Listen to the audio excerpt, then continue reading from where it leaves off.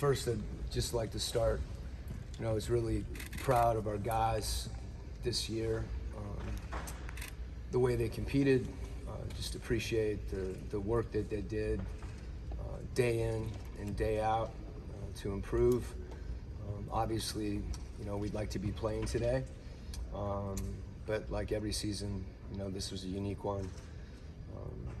Trying to battle through whatever it's thrown at you and try to get better. And at this point, you're reflecting a little bit, and also wishing you could play. But as I reflect, as I mentioned, I'm proud of our group and the way we competed and the work that they put in. Secondly, it's been a really good year, continuing to work with Kyle and Landry and develop continuity with them, and look forward to doing that throughout the offseason. And really also want to recognize Tony and his support and really his commitment to building, a championship caliber program and all the things that means, doing it, the right way, as they say, and just the amount of resources that he's been willing to commit to continue to build out, a very robust organization. When looking at this season as a whole, is there anything that shocked you about this team? Any season, there's all kinds of little shocks, throughout the year. I've kind of grown to understand that whatever you think you can anticipate, there's always something else. And that's part of, the process of an NBA season, is all those things, trying to continue to, react to them, respond to them, process them, and allow them to have the opportunity to make you better.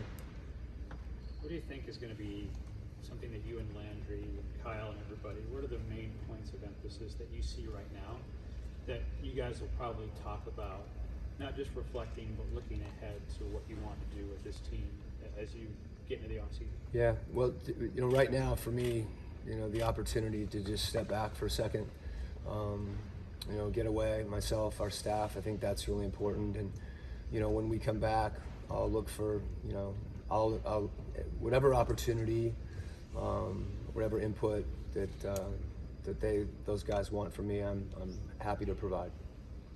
When I talked to you at the beginning of last season, you mentioned that, it's maybe fair is not necessarily the right word that you use, but it's unwise to maybe judge the partnership of Trey and DeJounte in year 2 as it would have been to judge it in year 1. But when you look at, maybe they didn't have enough time together to work on things, but when you look at that partnership, what did you see, and maybe how can that grow moving forward? Well, first, they're both excellent players, and I think anytime you're looking at a group and analyzing the group, it's important to not focus on any 1-2 people.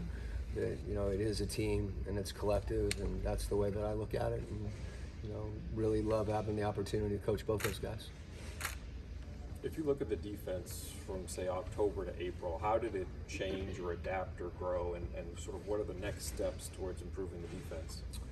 Yeah, I think, any kind of big picture, well, offense or defense, as we split the game into special teams as well, there's so many factors that go into it, whether it be adaptation of what you're doing from a tactical standpoint to try to fit your personnel, evolution of your personnel.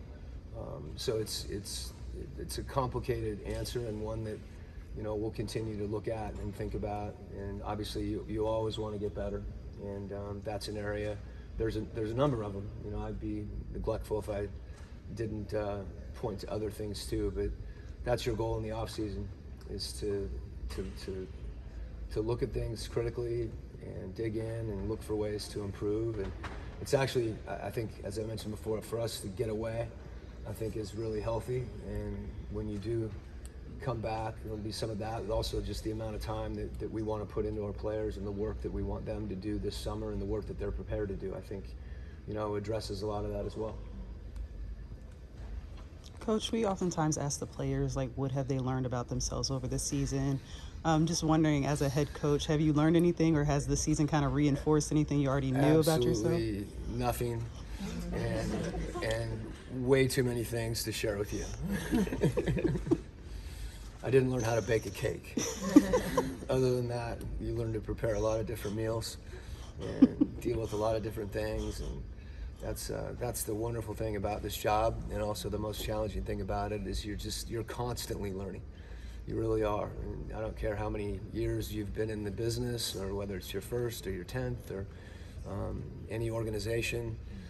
Year one is always a unique year, and invariably year two is as well. And at least for myself personally, I'm committed to continuing to get better myself, and those are the things we ask of our team. Coach, talking through players amongst the cycle, some kind of focus on the fact that injuries really impacted this team, and then other players have kind of said that every team goes through injuries, and so you can't really use that as an excuse. How do you kind of frame the injuries that this team faced this season, and how it impacted the type of year you wanted? Yeah, I think both those things are true, and they can both be true. That every season does have challenges with injuries. Sometimes the timing of the injuries, not all injuries are created equal. How long guys are out, who's injured at the same time. I know there's all kinds of metrics that try to measure that, and I think we're one of the teams that clearly was impacted. The other part of that, though, is, again, in building on the idea that it's part of it, you really want to use any adversity, in this case injuries, to try to figure out a way to get better, whether that's a given player coming back. And the best example, right, is you break your right arm and then you have to learn to shoot left-handed. Just as simplistic as that. And I think that's true of the team. You're able to find different things out in those moments, and you never wish that. Hopefully we'll have less injuries next year, but that's part of the growth process of a group too, is kind of accepting that those things are going to happen, and choosing to respond to it the right way. I found it interesting. Clint kind of said at times he felt like maybe the winning mentality of the group maybe wasn't there. Bogey talked about he felt like maybe some guys weren't making the sacrifices needed, and maybe even competing against each other. Did you notice any of that, and how do you kind of navigate that? Yeah, I haven't talked to those two guys about that. I think, any team, our goal is always, to be as connected as possible, to compete collectively as much as possible, and I think those are things you just continue to strive for.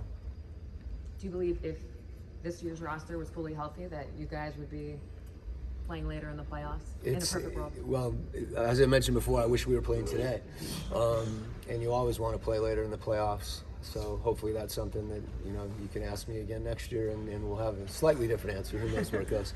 But I do think that that's having those goals and those aspirations is great. I mentioned that. I think that's one of the things in working with Tony and Landry and Kyle. Tony's talked a lot about being a championship caliber team and organization, and as I said, the resources that have been committed to that, the work that's being done, the collaboration that's occurring, and that includes our coaches and our players, and then we all want to be connected in the sense that you alluded to. To follow up on what Lauren was asking about DeJounte and Trey, their on-off numbers, when they're on the floor together versus when they're on separately, would suggest that they weren't when the team suffered when both of them were on the floor together. Mm-hmm. I'm curious to you, obviously numbers can say what you want, but in your opinion, kind of how much of that is the truth of their ability to play together? Sure. I guess I could just reiterate, I really, coaching Trey and coaching DeJounte, as a coach, anytime you have an opportunity to coach a unique player, a player that is on that level that you really appreciate. And I appreciate coaching them both independently. And as I mentioned before, whether it's perception, analytics, whatever the measure is that anyone wants to use, myself included, to gauge a team and lineups and those things, I think it's, we're about that collectively. And I don't think it comes down to any one or two guys. That's something that is about our group. what is one thing that's maybe going to stick with you throughout the off season that this team didn't do as well that you would like to see them do better? Yeah. There's probably more than one, but what's I'm the kind of the sweeping what did you learn singular questions are hard for me because it's a lot more complex than that. And I appreciate the question too. If I get to a point when I can boil my life down into one thing that I can do better, like I'll do it. There's so many little things I think, and that would be the theme, I guess, that there is no one thing, you know, that it's usually a collection of things. And those things at different points in the year, different things present themselves. And that's the challenge of the off season, is really to look back and reflect and analyze and see what those things are and prioritize them and try to figure out how to make them better. and what's the challenge for you and the players to fix one thing, move to the next thing, and then know this is sorted out. We won't have to go back to this, and we can keep improving. Well, anybody that's tried to improve in anything, I think you understand that there's progress, you know, and then there's slippage, and there's more progress, and there's so many variables that go into that. Sometimes what appears to be a step back, there may be a very, very clear reason for it that you have no control over. So I guess I think the primary thing is to look at the things that you have control over and what aspects of it you have control over, and the ones that you don't, or the areas that you don't, you can focus on and try to move the needle. I actually heard you mention about people getting away. Mm-hmm. What is getting away for you? Are you going to watch the playoffs? It's finishing this right here. What does that look like? You know, I when I get away, part of getting away is knowing that I'm away and not thinking about everybody wondering what I'm doing when I'm away. So I absolutely appreciate that we're getting to know each other. You're not going to find out my favorite book, nor my favorite food. You know, for me, one thing that's tongue-in-cheek, obviously, but always laced with some truth. You know, I really, with my family, travel's been an important part of our lives, and you know, that to me is the best way, you know, to get some space and to, you know, take your mind off certain things. And it's not easy, right? You gravitate back to certain things. So sometimes it's, you know, traveling to somewhere in Atlanta. Travel means a lot of different things. So looking forward to that. How will you navigate kind of this offseason? There's always talk about changes with players and rosters. How do you kind of navigate that as a coach? And would you like to see this same roster back next year, or do you think there are some slight adjustments that need to happen? Well, this is, as I said, you know, I'm just really appreciative of this group and what they put in, and you know, the growth that did occur. You know, and when you look at that, you know, you're always trying to get better.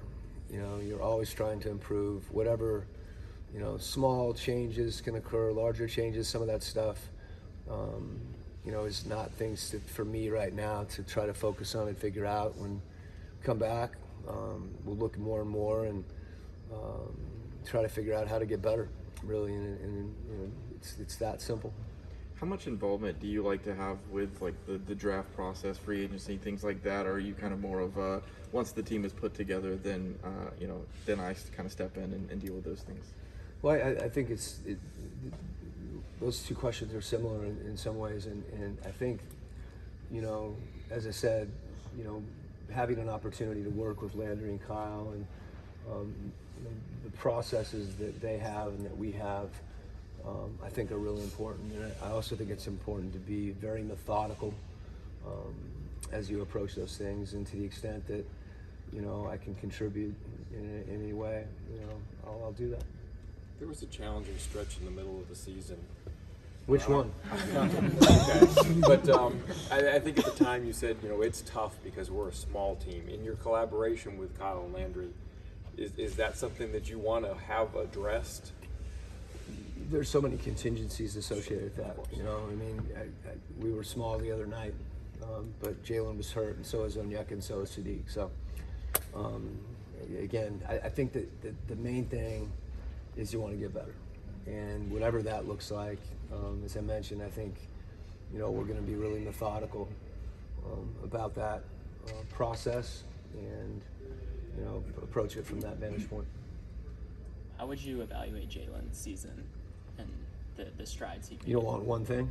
One. I can give you a lot on Jalen. I think he had a terrific year, and he was a guy that, dealt with some things that I don't think he could control, as far as, a couple of those ankle injuries, especially I'm picturing the one where he got upended up at Washington, which was when he broke his wrist. And then obviously, but, one of the things he did last year is he really worked, and he worked on certain things that were areas where he wanted to get better. And, I anticipate him doing that again this summer, and it kind of goes to that same theme about, just perpetual growth. As Jalen moves forward in his career, I think he's someone, because of his mindset, that we'll see, continue to improve. Last year, there was focus on his skill work, his ball handling, his passing, his shooting, and there was also focus on his health, his body, and the health performance side. And I think we saw strides with both of those, even when he did sprain his ankle, how he handled the treatment and how he got himself back. And obviously the biggest thing I think for him, and it's nuanced, is because of his feel for the game. He has so many different situations where he has to read what the best option is. And you're not always going to have a clear, this is the best option. There's a continuum there. And this is a high percentage shot, this is a higher percentage shot. There are so many things that go into it. This is a good pass, this is a better pass.